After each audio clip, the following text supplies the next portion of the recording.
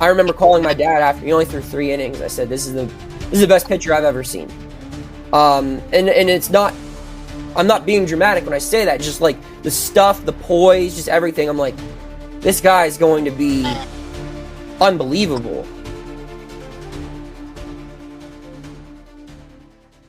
It was interesting, man. I mean, when you get into this industry, you always want to cover good stories, right? You want to cover, improbable playoff runs or, whatever the case. But individual storylines, I mean, I don't know if I'll ever cover something like Skenes again.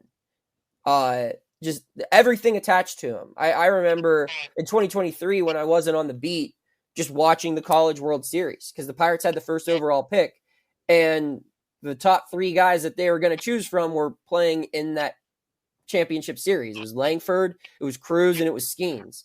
And watching Skenes just that whole postseason, I'm like, there's only one correct choice here. And not to say, Cruz and Langford, I think, are going to be very good players. But I mean, just looking, and it's just also, I go back to the finances as you tend to do when you cover this team. They'll never have a player like that unless they're in this exact spot, right? I mean, you can hope to trade a prospect, or you can hope to trade a guy if you're in a rebuilding mode and get a Dylan Cruz type prospect or a Wyatt Langford type prospect early on in their development.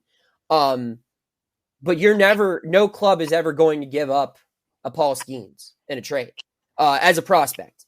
And the Pirates are never going to be able to afford a Paul Skenes in free agency or to trade for him when he's in his prime.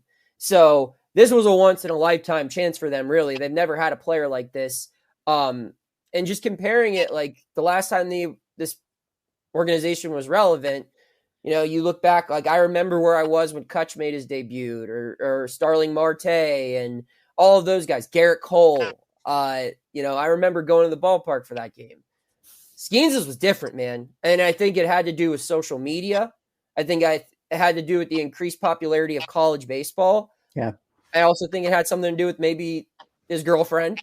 I mean, all of that. Like, and I remember talking to Andrew McCutcheon about this and saying, because he was not only around for Cole's debut, he was in the lineup. He faced Strasburg in his first start. And that's the comparison everyone made for Skenes, right? He's the best pitching prospect since Steven Strasburg.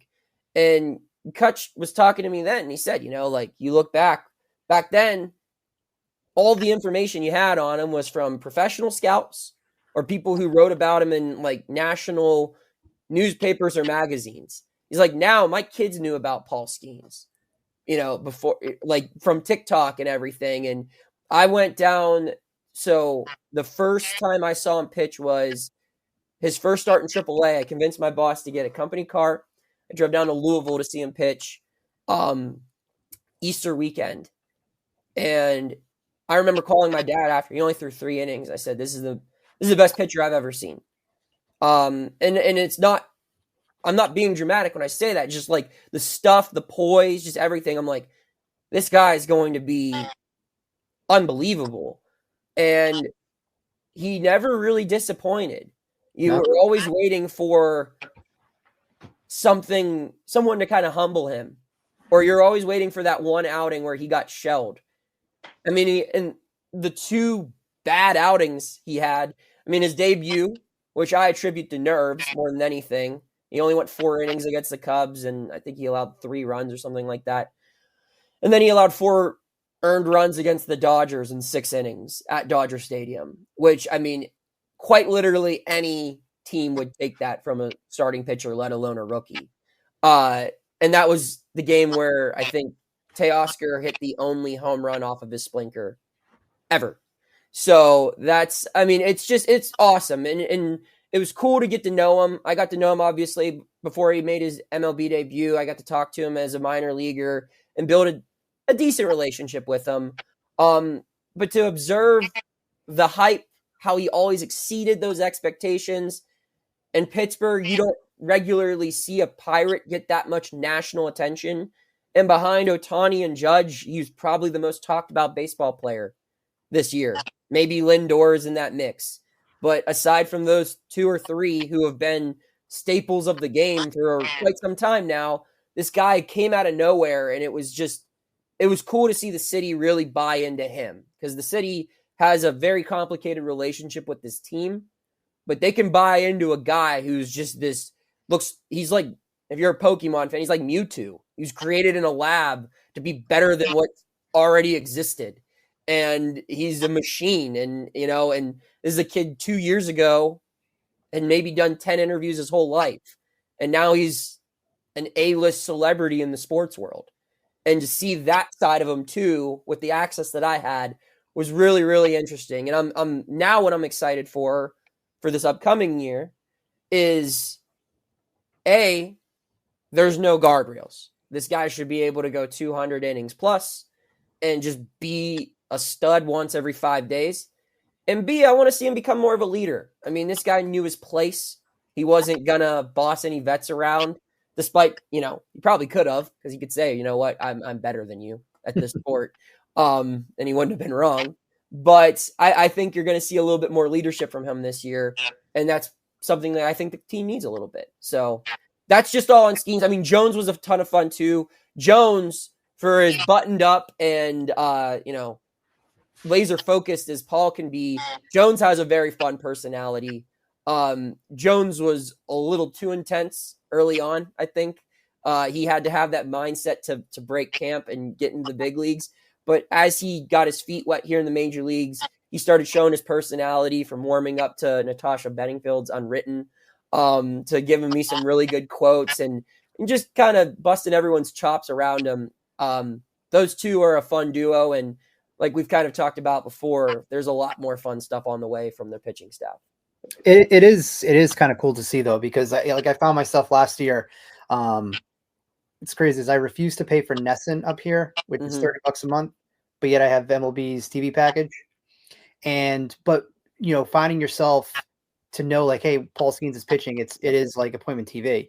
A handful of his starts all last year that I got to see. Even Jared Jones. It was electric to be able to kind of see and make Pirates baseball appointment viewing. You know what I mean? I remember. Yeah, I remember it got to a point through mid-June through pretty much mid-August when they were completely out of it. I was getting texts, Facebook messages, DMs, emails from anyone from readers from our newspaper to my youth football coach. Hey, when's Skenes pitching next? Because they were very calculated with how they used him. They tried to build in off days. So you can never really buy tickets 2 weeks in advance and bank on that date.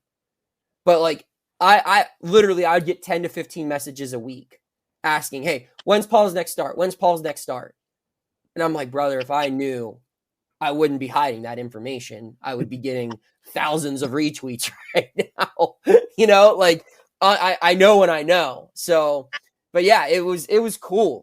Just in the pitching element, like you said, the fact that Skenes Day became a thing, and that going on the road, I'll never forget, there was a 3-game series in Milwaukee in mid-July.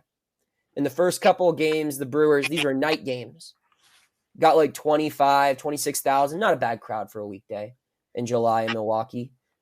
For Skenes, who pitched on a getaway day, it was a Thursday afternoon in Milwaukee, Wisconsin, 35,000 people showed up, and just seeing the media show up to the first day in a new city, St. Louis, Houston, all these, and the celebrities that would pour in.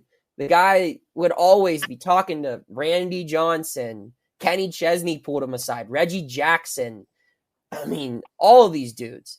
Bob Uecker wanted to meet up with them. It's cool to see the gravitational pull that this guy had for the baseball world, because, and again, it's definitely foreign to Pittsburgh, but it's rare to see that in baseball in general.